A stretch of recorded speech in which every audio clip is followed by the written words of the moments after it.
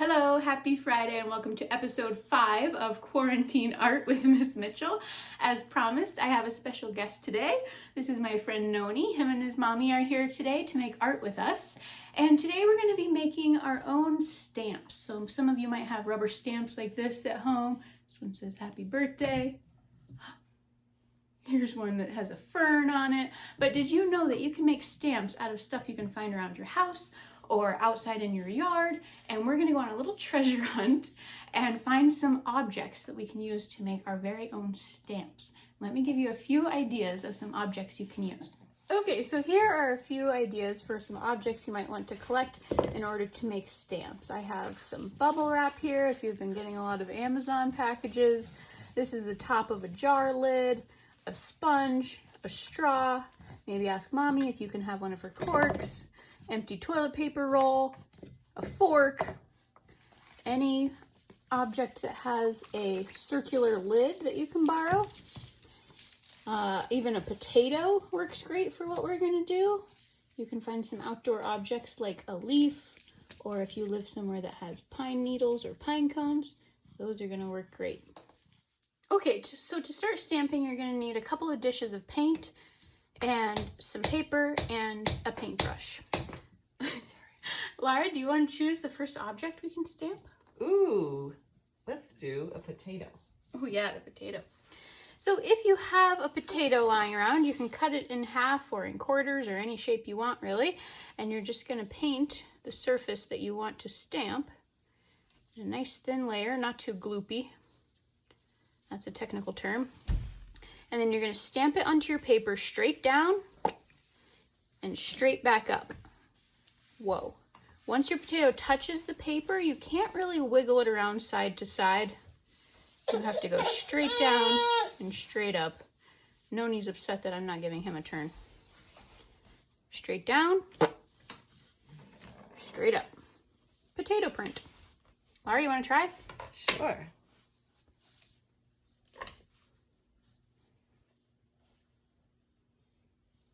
Straight up?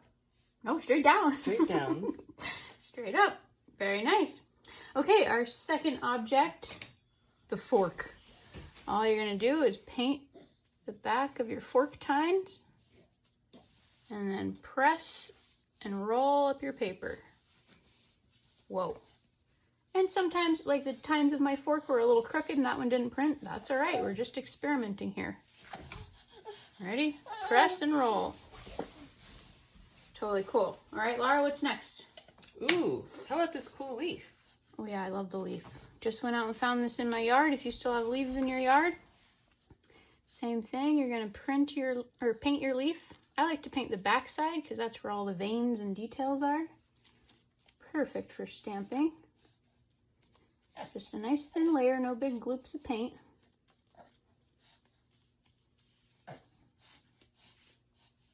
And you're gonna smush it straight down on your paper. Give it a little back rub.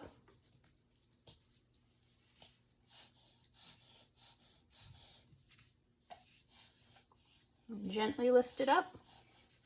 Whoa. Can you see all the little veins and details? Amazing. All right, Lara, what do you want to do next? Ooh, how about everybody's favorite? A toilet paper roll. All right, how do we do it? Okay, we're going to use the pink. And you can do lots of cool edges. You can even cut cool shapes out of the edges too. But let's just stick with the round one for now. Just paint a little nice contrasted color on the edge there. And this is great for if you want to do heads, faces. Straight down, straight up. Oh, a perfect circle. That's amazing. Or Very flowers. nice. We can make flowers out of it with our leaves. Amazing. All right, I'm going to try this sponge next. I know that's going to make a really fun textured stamp print. Just going to dip it gently in my blue paint here. I'm going to drag it on the side of the dish to get that extra paint off. Just want a nice thin layer. And then same thing, I'm going to press it onto my paper straight down and straight back up. Ooh, totally cool. You could also try to roll it. See if that gives you a different look. Very cool. That looks like a little cloud. All right, what else do we have to try? I'm going to try just going on more with the toilet paper roll. Maybe easier for these guys to dip it. See how nice and solid that gets? Dip and stamp. You could do a whole picture with just circles and all the things you could make with just circles. Nice work. How about a pine cone? Oh, let's see what the pine cone does. I don't even know. I don't think I've ever printed a pine There's cone. a lot going on in there. I'm just going to paint all the surfaces that I think will hit my paper when I go to stamp. And we'll see what it does. It's probably not going to look like a pine cone, right? Because I can't print the whole thing. Let's see what happens. I'm going to smush it and roll my paint. Whoa. Ooh. That could be a cool texture. Maybe a rocky beach. I like it. And then I love making perfect circles out of random objects. So I usually use the toilet paper roll or any lids that you have lying around. This is kind of a big one. You could also use a small one from your glue stick. You can paint them, you can dip them, and then stamp them straight down and straight up. Wow. Dip, stamp, straight down, straight up. Totally cool. Oh yeah, my all-time favorite is the bubble wrap. Oh, this is perfect. I can put it on like a little glove. But with the bubble wrap, you're just going to apply a thin layer of paint gently right over top of the bubbles. This one's so cool. Don't pop them yet. You need them full of air. You can pop them later. And then, Laura, can I borrow your paper? Absolutely. I'm going to just press it straight down. Give it a little back rub. And pull it straight up. Whoa. What do you think, Noni? Pretty good? All right. Ooh, I want to do pine needles real quick. Let's see what these do. This is like nature's paintbrush here. Ooh. Let's dip that. Whoa. Whoa. Wow. Look at that texture. Totally cool. So let me show you a couple different ways that you can combine these homemade stamps into a finished product.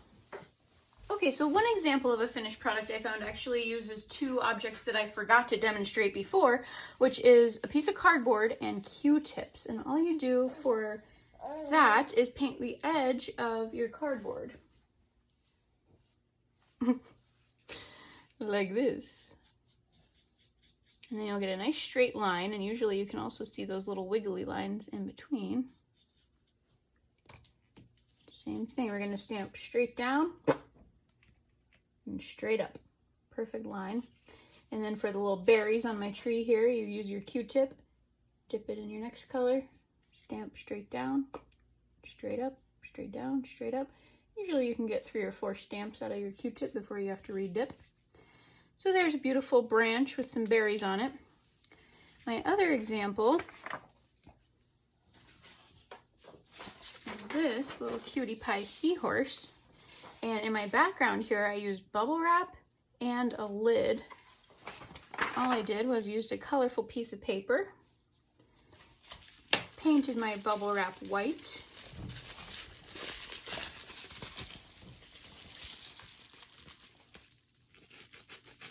oh, I still have some blue on my brush.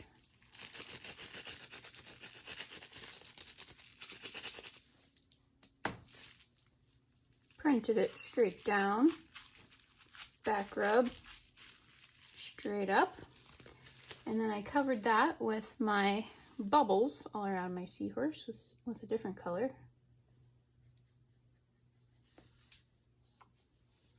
Straight down, straight up, straight down, straight up. And then you could add any sea creature you like. And if you want some tips for how to draw with Sharpie and then paint with watercolor, you should watch our Zentangle animal videos for some tips about that. And then you have a finished product. If you want, you could always add the final finishing touch. My friend Noni's going to help me out with that.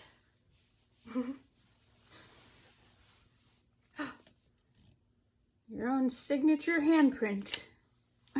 Thank you, Noni.